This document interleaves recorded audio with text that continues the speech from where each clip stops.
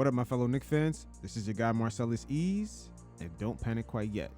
Now in this segment, we're going to get more into a nuanced bag, as there is no doubt that this series is going to be one long ride, so definitely strap in.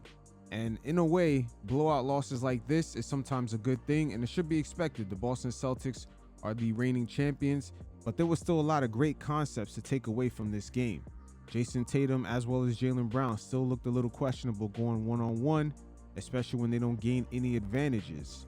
And also the Celtics big men started to wake up. Kristaps Porzingis and Al Horford, man. I don't know if Al got some Cialis, but he was definitely on point in this game. But we're going to dive deeper and definitely get into more of the nuance bag. So I'm not going to say no more. Let's just get to it. You can walk anywhere in this world and niggas will be like, where you from, New York? Yeah. Anywhere. They not saying, where you from, Cali? Where you from, New Mexico? Are you from Detroit? Nigga, And so, where you from, nigga, New York? Let me show you how arrogant New Yorkers is. We don't even think we got an accent. They're like, you got an accent. I'm like, no, motherfucker. You got an accent. Alcohol, right? So before we get to the film, it's always great to just take a step back and just examine NBA playoffs, especially going from series to series, from game to game. And this is where we begin to get more into the nuance bag, as you fellas already know the outcome of the game, but this is never that. This is always going to be concept based. And as we go from game to game, some of you fellas have seen in my previous videos that all of these things are just a buildup to this exact moment. And sometimes within that exact moment, the current day game plan is a one-off. And that's exactly what we saw in game 3, as the Knicks went away from some of their defensive strategies in games 1 and 2 due to the Celtics being so cold from the field. And that's exactly why I said sometimes the game plan is just for that exact moment, because even in the Pistons series, with Cade Cunningham's three-point shot being so cold in games 4 and 5, we've seen in game 6, the Knicks also continue to give him open looks, which led him to go 0 for 8, and that really became one of the main deciding factors to close out that series. But the NBA playoff series, it's a long battle. There's a lot of things to overcome, especially mentally, because going from night to night, these guys can't dwell too much on just getting beheaded. That's part of the playoffs. Guys are eventually going to fall on a sword, and it's really how you recover. These are interesting times because us Knicks fans, we have a level of access to the player's perspective in which in no time period this has happened before. And once again, right before we get to the film, we're going to hear from Steve Nash as he gives great insight to some of the dynamics that play out in a long, grueling series. And keep in mind, Steve Nash is giving a perspective from a player who's been down 3-1 against Kobe Bryant and led the Suns to come back and win that series. So he's no stranger to the highs and lows of a series, especially the toll it takes mentally as well as physically. And also, I'm gonna add on to this. One of you fellas could correct me in the comments if I'm wrong, but I believe he was up 3-0 when he played for the Dallas Mavericks against the Portland Trail Blazers, and the Blazers end up tying the series 3-3, and Steve Nash almost fell victim to being the first team to end up blowing a 3-0 lead. So again, he's no stranger to the highs and lows going through a long, grueling playoff series. So we're gonna get some great insight to some of those dynamics, and then we're gonna hop into the game film and look at some of the concepts that stood out in game 3 that we can carry forward for the rest of the series. You guys check it out, and every once in a while, I'll check in.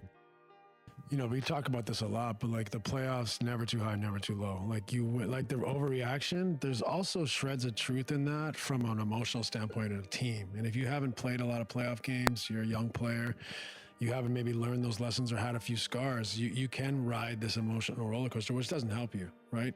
It's also like human nature. You play well and you win, you feel like you're never going to lose.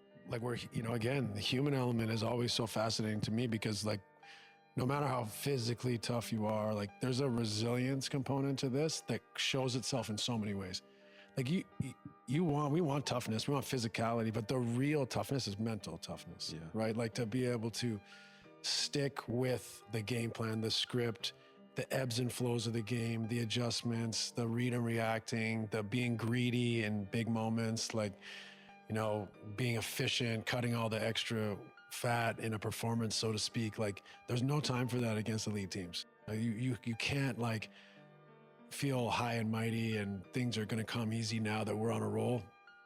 Things flip quickly, and then you needed that baggage that you left on the table. So I think that's a really important part about the playoffs is like the mental toughness, resilience to continue to push, to not feel too high, to not get too down, to just be steady in the moment, competing at all times. And I mean, it's kind of obvious to say, but like in practicality, that is a huge challenge. You recognize how close moments can be to flipping a game and then therefore a series. But teams that make the finals are high IQ teams generally. They're often able to make adjustments. Some like teams are just able to read and react. Like you think of Nick Nurse's Raptors, like defensively, like it was chaotic. You know, they were in the gaps, flying, running people off the line, but they were so good at reading. He flew by, ran him off the line. The next guy came, they packed a pin again, got back in the picture with a second effort. Like I'm almost not sure all of it was scripted, right? But they were high IQ. They could read and react. They had toughness, mental resolve, all that stuff. Other teams don't have that profile. They're not a high IQ team, so you're limited in what adjustments you can make, especially against top playoff teams. So I think part of it is the profile of the group. There's a bunch of kind of power forward type dudes out there that maybe aren't the quickest, but they can be physical, they can switch, they can make it hard to get in the middle. So I think sometimes you have to look at the profile of the group. Like what adjustments are we capable of making and capable of making effectively? The other part of it is we always talk about adjustments, but a lot of adjustments don't work. But just because you make an adjustment doesn't mean it works, right? So I think there's a let's. That right there is something that the Knicks did in Game 3. They made an adjustment to the type of defensive coverage that they was doing on Jason Tatum. Overall, on the Celtics, they went back to hedge and recover. They went back to the non-switching defense, and the Celtics were able to actually knock down their open shots this time around. Be ourselves. Let's be ourselves better. And then there's sometimes a blink. Okay, we got to change. And what is my team capable of changing? Sometimes that's between games, but sometimes that's in game, right? And some of that's how you've prepared throughout the year. What's your team capable of doing? What have you had success with? Some of that comes down to the profile of the team, right? Their IQ, their interchangeability, their ability to be versatile, essentially. Physically versatile, guard multiple positions, change schemes. And also, mentally versatile to be able to say, like, I understand if we're changing defense to this, my feet need to be here, not here. There's a big difference in 6, 8, 10 inches sometimes where you rotate, right? Where your feet are, like how you close out, how you low man, can you see both? Like all these factors in how to make adjustments. So as a player and a coach, there's this kind of dichotomy or this, let's say, pendulum between like, we have to be really good at what we do. And how many adjustments is our team capable of making effectively? And what happens when they don't work? And then the last thing I'll say about it is kind of, at the end of a lot of series, we have a game or two. We try to play our game plan better. Someone blinks, an adjustment could work. The other team adjusts back. All the adjustments have been made, and then it becomes a dogfight. Who wants it more? Who's more physical? Who's not going to take plays off? Who's able to stay focused? Who's able to be efficient? All those things, it comes back to almost like now we're just playing in the park, right? Winner stays on. Do you know what I mean? Yeah. Like after the adjustments, the blinks, to get to our game plan, let's get back to who we are. And now it's just a dogfight. And in Game 3 for the Celtics offensively, they stuck to who they were. And the Knicks went back to playing them defensively like they did during the regular season when we had a lot of those blowouts. And again, we're only looking from the outside in, so maybe Tibbs just adjusted the defense that way due to them just being so cold from the field in the first 2 games. Because at the end of the day, those were some wide open shots. I don't know if they could have been any more wide open than some of them were, especially Al Horford, Tatum, and Derek White. They were missing some really clean looks. But at the end of the day, it's part of the playoffs. Sometimes you just adjust according to the current day trends. And this worked perfectly for the Knicks in the previous series to close it out. Once again, Cade Cunningham in games 4, 5, and 6 shot horribly from 3. He just completely lost confidence in his shot. I mean, he was exactly the polar opposite of what the Celtics were doing. He was passing up wide open looks. So hopping into game 3, Tibbs continuing to follow that trend of just Tatum and Brown being so cold. Look at OG. He's going over the top again, cat and drop. So they're conceding these open shots again. And this is completely opposite to what they were doing in game 1. Again, we're not in the locker room, so we can only perceive things from the outside looking in. But I don't fault them for going to this because Tatum was just so cold from the field in games 1 and 2. He wasn't even converting in certain 1v1 situations from the mid-range. Hopping right back into game 3, the Knicks once again choosing not to switch. Now, even though Tatum right here, he's not going to find Al Horford for the pass, but you see the advantage starting to open up. And then if Brunson closes out and Pritchard is wide open, and then if Mikal closes out once again, you got Derek White wide open. This is what the Celtics thrive on. But once again, Tatum doesn't convert here. This right here is actually a perfect example of it. Because Brunson and mainly OG doesn't switch right here. Doesn't go back to Drew like they did in game 1. This is what the Celtics thrive off of right here. This 4-on-3 situation. They got Pritchard right here in the corner. 4-on-3. This is what they're looking for, the advantage. Holiday, he actually missed the open man. Here's another example. Jalen Brunson, instead of switching, he tries to go over the top and try to recover. OG switches. And now KP has an advantage on Brunson, kind of shielding him right here. And this is what the Celtics want. 3-on-2 right here. 3-on-2. Here's the exact opposite in game 3. OG's right here on Tatum. They're going to switch multiple times. So now OG sticks on Cornette. Cat is now on Tatum. And Brunson is on White. And Knicks are going to go ahead and switch again. Now Cat is on Tatum. See, the Celtics right here. This is where you want to see Tatum and Jaylen Brown prove their superstar status. Now hopping right back into game 3. Outside of the Celtics converting on their advantages, there was quite a few things the Knicks could clean up on. First of all, the peel switching right here with Cat. And just his body position right here is a little bit too slow to react. This should be an instant peel switch right here to Derek White. And OG would recover here and vice versa. And then Brunson recovered to Jaylen Brown. They did a good job with it in games 1 and 2, but they were a little bit slow with it here. Here's another example of some of the cleanup Cat can do as far as positioning. Check him out right here. KP and Pritchard are wide open. He could better position himself, but let's see where he ends up.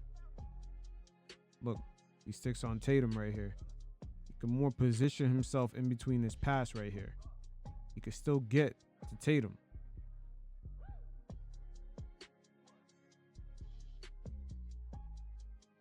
Here's a better example of it right here as the defense kind of came in spurts.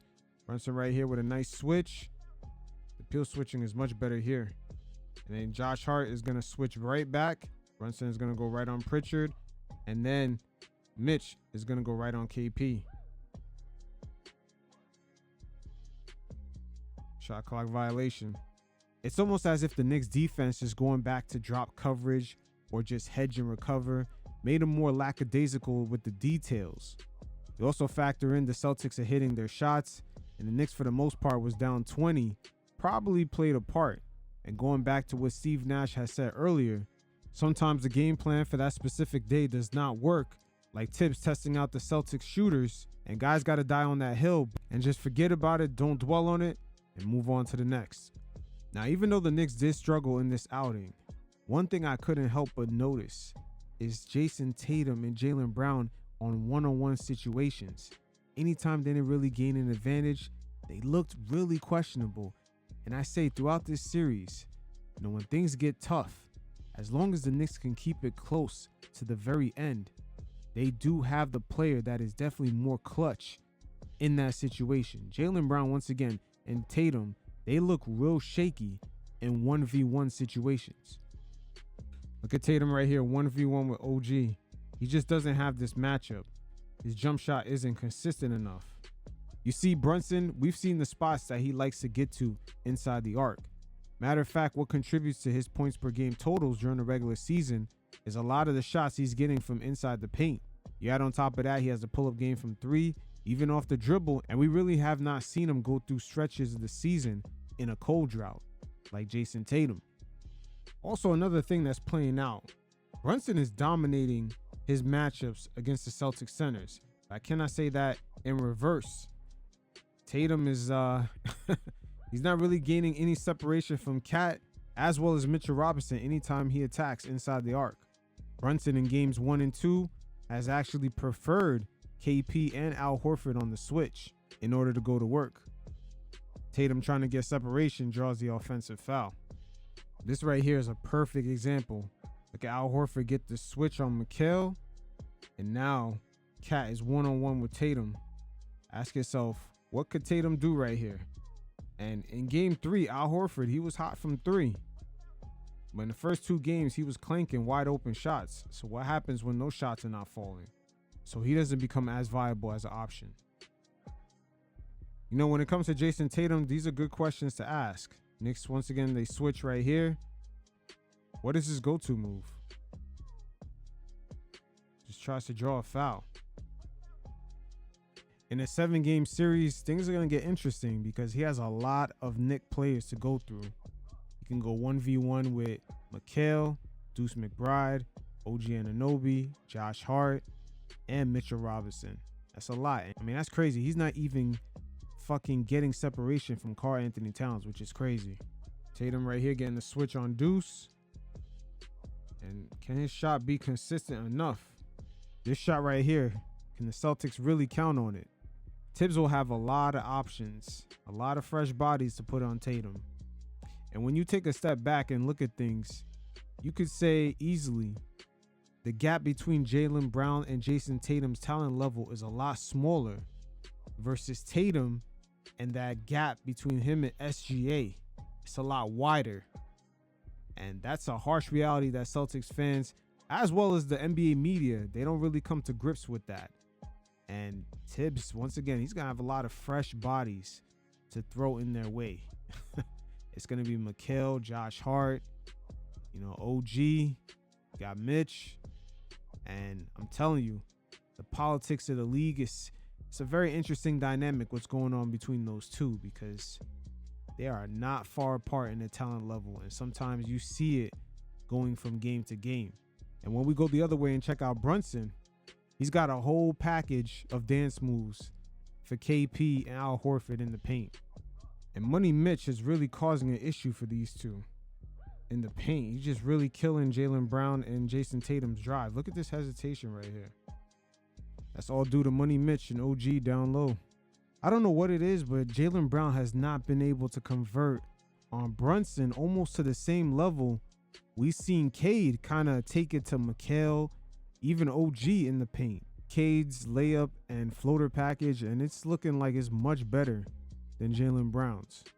And throughout the league, the top wing players, they convert at a high rate going up against smaller point guards that are not really known for defense.